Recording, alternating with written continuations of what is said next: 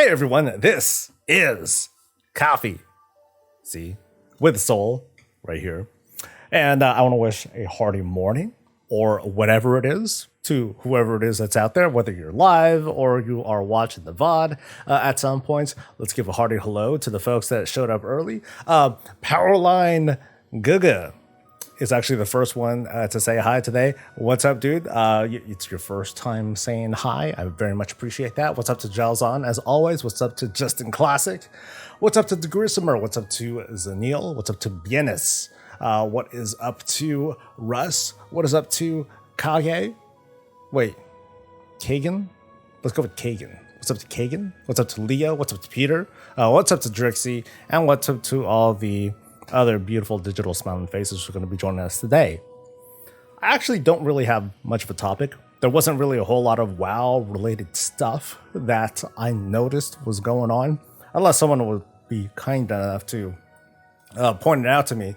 So I'm just going to kind of go random. There was one thing that I was just kind of mulling over or thinking about on the way to the morning show, and that's with regards to Korthia and Timegating and the rank 6 thingamajig that I'm still not at. I have my WoW up open right now. What's my rep at? My rep is I'm at tier 5. I need 16k to get to rank 6, and I don't quite. I believe. Correct me if I'm wrong again here. I believe that the rep requirements or the ranks, they're not the same as reputations. I believe that these counts might be a little bit different. And so what I wanted to kind of talk about with this real quick, the whole sense that there's like kind of a double gate in order for you to get access to like the cool rank 6 stuff, because not only do you need to get to rank 6, which is kind of a trial on itself, you also need to wait until you can get to rank 6 in order to get a couple of items. Here, I'm no need to show it on screen. You guys probably know what I'm talking about, but you need to get rank 6 in order to get the conduit upgrade thing, the socket upgrade thing, as well as the armor upgrades. And all of those have their own costs. So napkin math, I don't even have a napkin. So mental math, by the time you get to exalted rep, or by the time you get to rank 6 or whatever, regardless of the regardless of what the renown level is, you're gonna have something like 60,000 or so of this currency, of this research, because you're gonna get, because whatever the reputation that you have, once you get to that level, you multiply that by 2, because that's the way the conversion works, and then you'll have that much research to spend and work with and whatever. And typically, for most folks, I think that especially when you're grinding from that rank 5 to rank 6, you are definitely going to have like a lot of points to spend by the time you get to that rank 6. Because like for me, I'm gonna blow all my stuff on conduit upgrades because it makes sense, I guess. I guess my beef is that for people who for people who don't focus exclusively on Korthia, like they do other things, and they raid, they PvP, they do Mythic Plus and other such things. Folks look at this and they think, this is like the worst because of the way that gear acquisition is done, and what you get from here is it basically feels like for people that participate in the big 3, there isn't a whole lot to look forward to until the very, very, very, very end. So it's cool that Blizzard put in that little carrot to dangle. But like what I've been talking about in other complaints and discourse, it's the game has us kind of veering off in like a faraway direction in order to get what we want. Now that said, conduit upgrades, socket upgrades. Actually, I'm not sure about socket upgrades, but definitely. Well, I guess like Blizzard's logic is that, well, you can get conduit upgrades by either doing high-end content, such as high-level Mythic Plus, Mythic Raids, and then you'll be able to get high-level conduit upgrades from there. You're just subject to like the RNG of it all and everything. Same thing goes with Mythic Plus. Do a high-level Mythic Plus, and then you can get a conduit upgrade there. Or you can do Torghast, and you get 2 chances, or so you can get up to 2 conduit upgrades a week by going that route.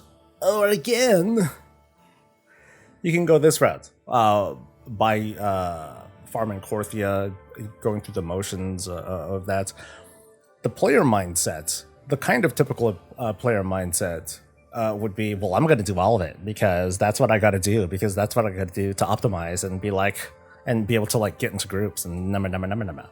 And so there's that, I guess there's that sort of friction. And I'm bringing this up because I feel it too. You know, I'm thinking to myself, okay, cool. I finally got my first flawless 12 yesterday. I went with a guildmate. He was like, hey dude, you know, Torghast sucks. Can someone do it with me? I'm like, yeah, I'll do it. I was like, I think I was at floor 3. Or I was at floor 3 of the one that I was doing because I wanted to like knock him out. And I was like, oh yeah, fuck yeah, I'll redo it because it's more fun with a buddy. And so we jumped in, and the first one that we didn't get a flawless, darn. We didn't get a flawless, and that was an 11 because he didn't even have access to a 12 yet. So we did an 11, and then we did a 12. It was in Cold Heart, and we got it. And I was a little bit surprised. I'm like, oh, I thought we didn't do that way. Woohoo! You know, so we got in. He got his jollies. We both got shards in the end. Everyone's happy. We're billionaires. Yada yada yada. And that's what kind of reminded me of this whole thing. I'm like, oh, I think this is my first conduit upgrade. Yay, go me. Given that there are multiple routes, I think that the complaints over this particular topic, you know, kind of flatten out. It's not like a huge deal. What's up, Sirius? But it's there. And for people, but for people who are like strictly super casual-y kind of people, this is cool, but it still feels a little bit limited. That's been kind of my common take for 9.1 is that, you know, there is a lot to do. There are activities and everything. I just feel like, especially for like super casual folk, it's nice that we're not gallivanting all over the Shadowlands in order to like get a thing. It's all over here, but it feels a little bit limited too. My common takeaway from expansion patches that introduce flying is, dude, Blizzard, make it so that flying actually gives us more to do. As in, like, additional stuff. Show me an island that I couldn't get to before without flying, and put something cool on it. We've seen it. We've seen what's it called? Netherwing Isle. We've seen something in the Lich King. Actually, no, there was well, I guess Ice Crown technically. Storm Peaks, you had a kind of a rental. You had a temporary flying mount, but an Ice Crown, it opened up Ice Crown. Excuse me. Cataclysm was like different. You know, I advise to people, try out Cataclysm without flying. You're not going to go to Deepholm. You're not going to make it very far, but try Cataclysm without flying. It feels more fun. Oh yeah, someone's reminding me. There's the Skedis and there's Ogre-La.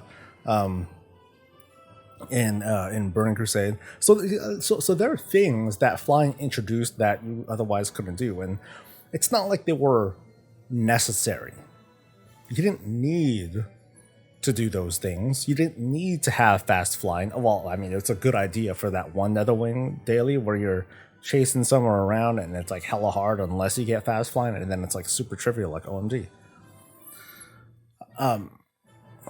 What other? There's Kata. What was there in Miss Pandaria? There was like a ledge on the Tiller's farm, and then there were the Cloud Serpent dailies. Again, optional content that you were given for putting in that little bit of work in order to get flying. obviously, Warlords is where they abandoned that because originally they wanted to abandon flying altogether.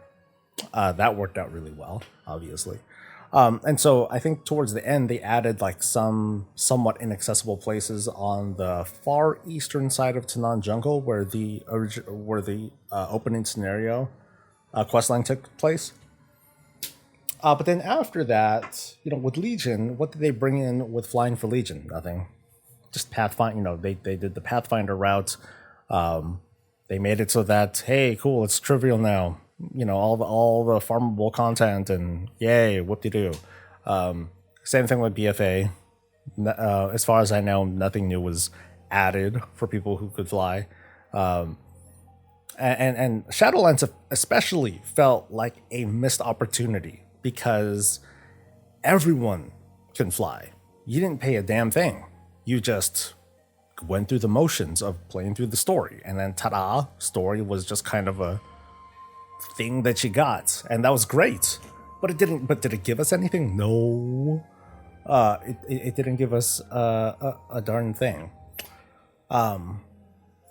By the way, it'll help me read chat a lot better if you want to highlight your message. I'll try to go through because I know some of you guys are responding to the commentary here, but I that's one of the things I feel very, very, very strongly about. Like, with the way that Blizzard introduces flying into the game, they might as well not. They might as well just leave it out because they're not giving us anything new. They're making stuff for alts easier.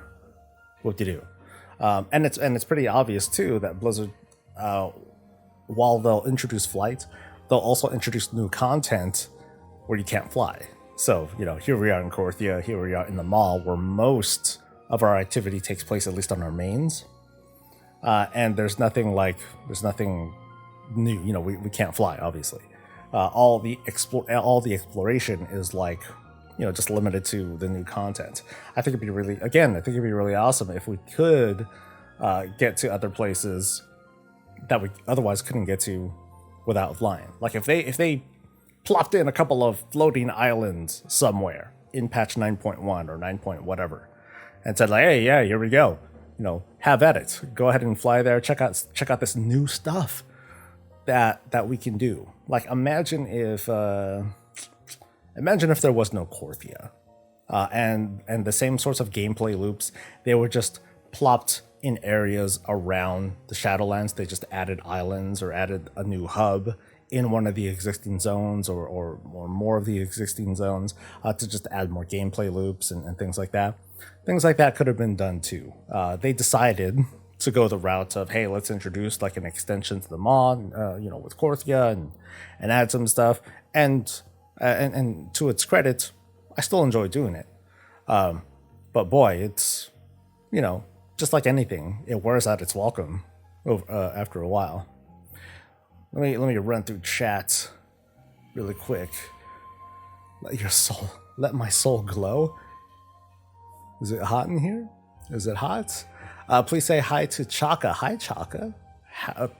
Who's Chaka? I don't know who Chaka is. But yeah, let me see if I can find anything on this conversation. Someone's pointed out, Sirius has pointed out that you need 44,000 points to get from neutral to exalted. I don't believe that's true. Not for this. Not for the Archivist Codex. I think they kind of slimmed that down a little bit. Kagan, he participates in one of the big three, and to me it is annoying that I have to go kind of out of my way to get much reputation instead of getting it by, for example, the Korthia dailies, like some rep, like doing reps, Disadvance and the Codex and whatnot. There are dailies. Some of the dailies they do offer, not just they do offer research turn-ins, which gives you like anywhere between 50 to 75 rep, which is not a lot. I totally get it. It would be nice to have a little bit more, but it's not like the reputation isn't out there. It sucks because it's very RNG. There were some people that were able to like super hard farm it. I've not been super hard farming it. I do the dailies. I get squirrels whenever I see them, and like that's it. I'm typically not going out of my way to like, okay, let me make sure I get every single daily and hit every single of those anima thingamajiggers that's up in the maw. I don't do that, and so that's what I decided to do. Let's see, Peter's asking, wait, Torghast is more fun with a buddy? What is this buddy thing, and where do you get it? That's what guilds are for, man. That's what guilds are for. Grid says that farming conduit sucks. With my new druid needs almost all of them. I will say this though, my main druid has all the legendary powers, so my new one already has them all. Oh, that's right, because this he made another druid, so ta-da, he has all the powers and can just get right to crafting without having to like, farm a heroic dungeon or whatever to try and get those powers all over again, which is fine. But I do agree that refarming conduits on an alt, it's tough because like it doesn't feel great, but it's so easy. Because you just gotta, hey, there's a quest with a conduit on it. Hell yeah, let's go ahead and pick it up. Or, that's the optimal way to farm conduits on alts is basically run, do a world quest to just catch to get your basics, to get yourself started. But then as you're doing like your regular thing of content, just don't worry about conduits for a little while. They're gonna come. But then once you get to a certain level, then you're going to want to focus on farming or otherwise using those soul twining crescent things, and just make sure that you're at the right specialization, and then just punch them until you're kind of done. It sucks because it's something that is going to slowly upgrade over time, but it's a real drag if you're trying to hard farm it too. So I kind of get that. It's funny, like it's funny because one of the I do recall one of the bigger complaints about WoW early on was there's not enough to do at max level. There isn't, we need more progression, Blizz. We want more to do. We want more to power up. It's just gear. It's boring. The past 5-6 years has been the answer to that. Not everyone's happy about that either. So, what do you want, guys? Gosh. Yeah, it's a tough little conundrum sort of thing. Chockle. Oh, my bad. I'm like totally not reading that right. Chockle. I'm sorry. Hey Crab, conduits on alts while leveling would be great. Yeah, but if you don't have a covenant yet, then it's like, what are you getting? Actually, no. I guess that wouldn't matter. I guess we could learn them. I'm still on the idea of when, for like, in the future, maybe in 915, if you switch to a covenant, or if you played a covenant campaign already, we should be able to skip it. So think of it like this: you make a new alt. Let's say I have my Kyrian paladin. Let's say I make a Kyrian whatever the hell. I make a Kyrian rogue because I have such good ideas. I join the Kyrian at the very start. Once I get to a certain point, I can choose that option, the little dialogue option. Hey, I've done this before, let me skip it. And then I skip it. Boom. You complete the campaign, which means you get all the rewards that you get from it too. So you complete the campaign, you get all your soul binds unlocked, and you get all of the renown that you would get from the campaign. So you're I believe when you're in super catch-up mode, help me out with this one because I haven't done one since 9.1. I believe if you do a campaign thing and get renown from it, I believe that gives you 2 renown, doesn't it? I think it does. 2 renown per quest. Thank you. So what'll happen is that you're going to get yourself boosted to like renown 20 something or other, because let's pretend. You make you make an alt, you do those those freaking big quests in each of the zones, the ones that get you the renown when you fill up the bar, basically, because that gets you 3. So that's going to get you like to like 12-ish or so. That on top of skipping the campaign, boom, that'll get you to like 30 something. You have pretty much everything that you need, and since you're on an alt, you can already fly. You can already get access to Korthia. You don't necessarily need to do that campaign unless you really want to, unless you're like trying to hard farm renown because you really want those mounts again, which is no point because you're already doing you've already done it on your main, so that doesn't even matter either. So screw it. Like, because there are a lot of folks that keep saying, "Hey, we want a renown skip." No. Don't ask for a renown skip. If all they give us is a renown skip, you're gonna stay mad. It's like, hey, Blizz, we want a thing, but we know it's not enough, so we can stay mad because that is my ideal state of mind. That's very cynical. It's not true, but that's what people are setting themselves up for. If they're being, sorry, some people are just being short-sighted by just asking for like a renown skip or a renown boost. Go all the way, man. Go for the campaign skip. It entails so much more, and it means so much more to folks.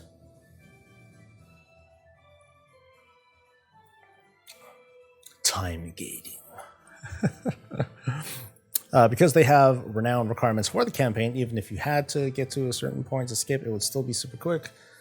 Just doing callings and world bosses and stuff, I was at 30 renown before I really bothered. Yeah, there was a bunch of my alts.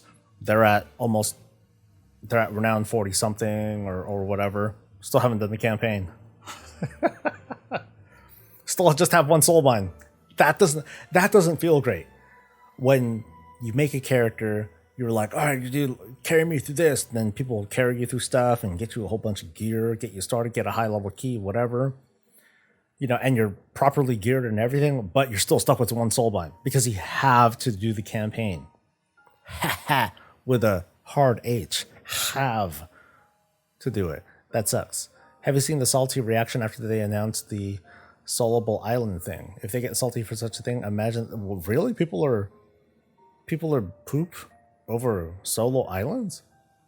The thing that people asked for? Is it like, wow, Blizz, what is it? You know, this much into Shadowlands and this is the best you can come up with. I'm sure it's something like that. Something like that. Speaking of assault, though, I'm gonna veer off. Feel free to chime in more about the time gating stuff and the farming stuff, but I'm gonna move on in like just a second. I'm excited for solo islands. Lol, not that I plan on doing them again anytime soon, but now that I can solo, going after those mounts again. I like making islands soloable. It made it into evergreen content. Period. Boom. It's now something that you can just do as your side activity. Hey, I'm gonna pillage some islands. Cool. Something like that, and the fact that they asked it in 9.0 and didn't get until 9.15. That's kind of how things go. So I want to talk just a little bit, about this new Saints Row game that was announced at Gamescom just yesterday. So for those of you who were watching it with me live, I had live reactions to it, and I had no idea what I was seeing at first. I just saw this trailer-y sort of thing, and I had no idea what it was at first. But it was as soon as I saw like a little bit of it, and I saw like certain colors, I was like, wait a minute, is this a Saints Row game? And then I got like super excited. So for those who haven't seen it, I'm going to subject you to it. Sorry and too bad. But here we go. It's 3 minutes of your life. I'm going to take it away. I have no regrets.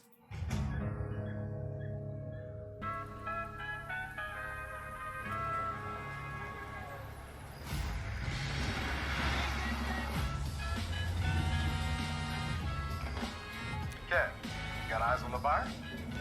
Yep. Here he comes. And I got the dealer.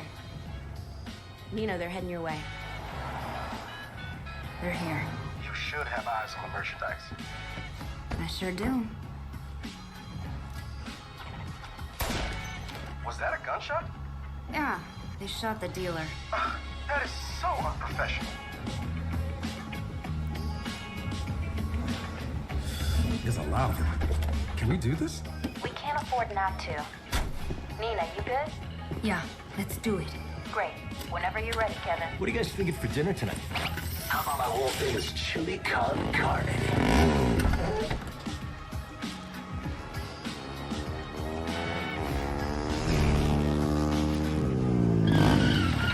Hey guys, what you got in the? Oh, stolen Marshall MDI-101 M9 multi-rocket shoulder launchers. Nice. My buddies and I have been looking all over town for those. Have you been hoarding? See, we need them for our startup. It's a criminal empire kind of. Go!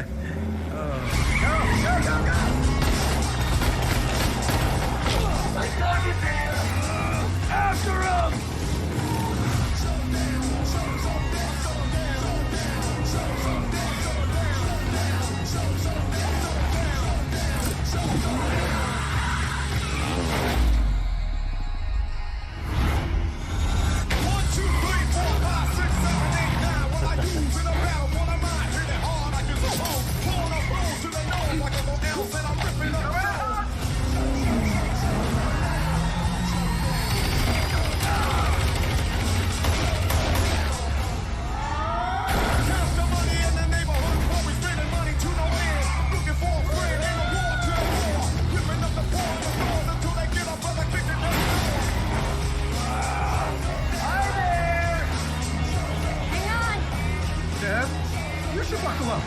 Put that bow tie.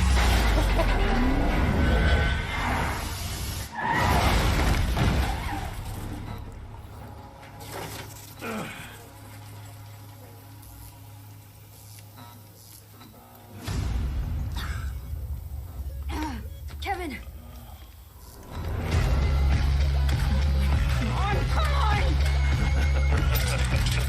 Hey! Asshole! Get the fuck away from my friends.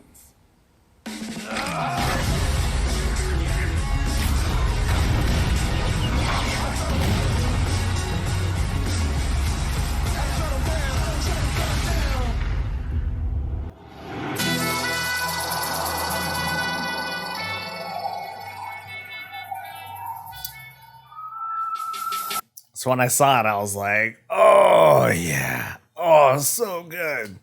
Because I'm a big fan of I'm a big fan of the franchise. I played the first and second ones; they were like okay. The third one is when I felt like the game wanted to be something different. It wanted to be more whimsy. It wanted to be more whimsy, less realistic. It just wanted to be like an over the top, super gangster kind of experience. And so I took it in, so I soaked that in. It didn't help that, or it helped that I worked on this game and the DLC. So I was basically locked in an office with a team, and we played the shit out of it for a week, and we were paid for it. So that probably helped too. but it's one of those rare games where I both worked on it and I played it a lot afterwards. I typically don't do that. I didn't do that with GTA 5, like same difference, but afterwards I didn't play. I haven't played it ever since. I never played the live version of it. Not GTA Online, not the base game offline or anything like that. But I played the crap out of it. So here's what I want to focus on real quick. This ratio. And it's the same ratio wherever you look. 1.9K upvotes, 3.7K, like double the downvotes. People, the public, or at least the YouTube discourse, does not like this game, and it's okay. It's totally okay. But I also don't get it. Now, there were more Saints Row games after the third one. There was like a fourth one. There was one called Get Out of Hell, which I think was too big of a departure away from what the game was. It's like if Saints like because Saints Row 1 and 2, they were more or less GTA clones. Gangsters, gangs, criminal empire trying to take over, that sort of thing. The third one still kind of stuck to that mentality, but it just went over the top. It just went like really extreme with like, hey, let's have this bat that is actually a big purple floppy dong dildo thing, and you just beat the crap out of dudes with it. That's how extreme, they wanted to go towards that extreme. The subsequent games though, they went really far. Alien takeover, you're stuck in the Matrix, you now have these Matrix like powers, and it just went to it lost me. I guess that's the way to look at it. And then now we're seeing this, which is being framed as a reboot, which again, I didn't know. I didn't even know that they were working on a new Saints Row game. When I looked at this and I look at the kind of energy that's being used here, the colors, the animations, the way that it pops, and it's really clear that when they made this game, they designed it for, not that old school GTA crowd, but probably more like the Fortnite crowd, as in younger people, and that's okay. Minogue says that, to be honest, I think it's just that people are tired of remakes and remasters and reboots. Now I know that this site is calling it a reboot. I'm sure that Volition and Deep Silver, they're calling it a reboot. To me, it's just another game. It just happens to be called Saints Row. If they called it Saints Row 5, I wouldn't care. To me, it's not a big deal. What people are dissing on most here is just the overall theme of it. That, these don't look like hardened gangsters. These look like Zoomers. Super young people. They don't look like serious gangsters. Like there needs to be a sort of serious gangster vibe. So like I said, I get it that people would prefer to have like a more grounded, they prefer to have a more grounded story. But at least my fandom is like, oh, that ship has sailed. I think we've gone away from that already. And I'm okay with something like this. My biggest concern is it going to play good? How is it? Yeah. That's mostly it. Is it going to play good? Is it going to go too far? If there's like superpowers, that's going to be something that I'm not as fond of. But if I heard something about wingsuits, which I'm fine with. But in Saints Row 4 and 5 or whatever, you had straight up superpowers. You were like, you were checking cars and you were shooting laser beams and stuff like that. And like I said, I think that was that was taking it too far in that other direction. If this is supposed to, like all the other Saints Row games felt like kind of not exactly a reboot, but then it had that same vibe where, and if they follow this formula, I'd be totally fine with this. If they follow the route of there's a main quest line, and then as you progress through that main quest line, there's kind of a stopping point. There's multiple objectives that you can tackle at your own pace. Lots of side objectives and quests and collectible things and unlocks and whatever. You do all those, and then you unlock the next big thread. And then you just do kind of the same thing over and over again until you get to the very end. If they follow that formula, I'll be pretty happy with that, as long as there's like a lot of that content. If there's like a lot of side content, a lot of other hubs, kind of like a cyberpunk sort of feel. And that formula is not unheard of. We've seen it all over the place. I just mentioned Cyberpunk. I mentioned GTA. Saints Row generally follows that same formula. So if they do that, I'm happy with it. One thing that I really, really enjoyed about Saints Row the third was the whole idea of like your people, as you grew your little empire. You got gangs and stuff like that. But as you started to take over territories, the gang members, they would help you out if you ever got into like trouble. So like, oh, if like cops didn't really come really. But like if rival gangs were to like swoop in or whatever, like you could have like a whole bunch of guys with you. And then, or if they were just walking down the street, they would like help you out. And like that sort of, those little bits of immersion are something that I enjoy. I just like watching the chaos and watch it all go down. And I know that Saints Row, they do a lot. They like I said, they totally suspend disbelief. They allow like, you know, if you want to put in cheat codes and all that stuff, just turn them on and like you're done. You're good to go. And with something like this, I think there's a lot of potential in it. And I expect a lot of the same stuff. I expect upgradable weapons. I expect over the top characters like this guy, although I think he's dead. I really hope that there's going to be like territories that you end up taking over as you progress through the story, and that you get little gang members and stuff to help you out, or dudes that you can call in and stuff like that. That's something that I'd be looking forward to. After that trailer, I want to know more about the gameplay and what it is. If it's a battle royale, I'm not sure I'd bite. If it is, neither would I, because I'm not into battle royale games. If they have a battle royale mode, I'm not going to care.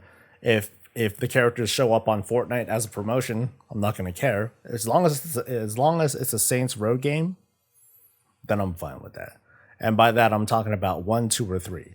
The fact that the characters look like Fortnite characters, I could care less. That's not a big deal. I do wonder though if the boss, because where is she? Not her. She's someone else. It's the person with the Gatling gun at the very end. Boop, boop, boop. Yeah, it's her. So she's supposed to be the boss. In other games, though, you can choose the gender, you can choose the voice, you can choose the voice actor and all that. And they had full voice. And I really liked that. I assigned myself, because I was in charge of the project. I assigned myself. I'm like, okay, I'm going to, you guys choose that voice. You choose that voice. I'll choose this voice. And it was like a lady voice. And she was cool. It was fun. Like they all had the same lines and everything, but the way the energy came off in the third game and the first and second, I loved it. It was great. So I'm looking forward to this one. It's not going to come out for another 6 months or so, but I'm definitely looking forward to this experience. Ooh.